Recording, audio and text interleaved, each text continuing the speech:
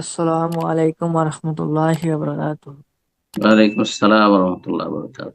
জি, শেখ, আমি কেরালা থেকে বলছি। বলেন। আমার প্রশ্ন হচ্ছে যে আমরা যে মসজিদ নির্মাণ করছি, আমাদের সে মসজিদের টাকা পয়সা কানেকশন আদায় সবারই কাছে যাচ্ছি করছি, কিন্তু ওরা বা যখন ওদের মসজিদের কারণে যে উম, বিদাতি মসজিদ, মাঝাবি যা মসজিদ আছে, ওদের মসজিদের কারণে যখন টাকা পয়সা আদায় করতে আসছে, তখন আমরা কি করব? দেবো নাকি দেবো না? যে বেদাত হচ্ছে ওদের মসজিদে।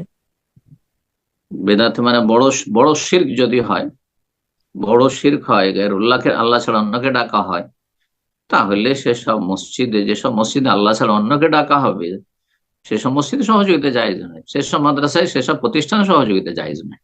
জি। বাকি যদি কিছু বেদাত করে হয়তো, কিন্তু আপনার বেদাত করলো বড় শিরক করে না, তাহলে তাদের মসজিদে প্রতিবেশী, আশেপাশে, গ্রামবাসী, এলাকাবাসী তাহলে দিতে পারেন, দিতে পারেন। কারণ তারা মুসলিম এবং সেগুলি মসজিদ, সেগুলি মসজিদ। কোনো জায়গায় বেদাত হলে সেগুলি মসজিদ, কিন্তু শিরক হলে সেটা মসজিদ থাকলো না।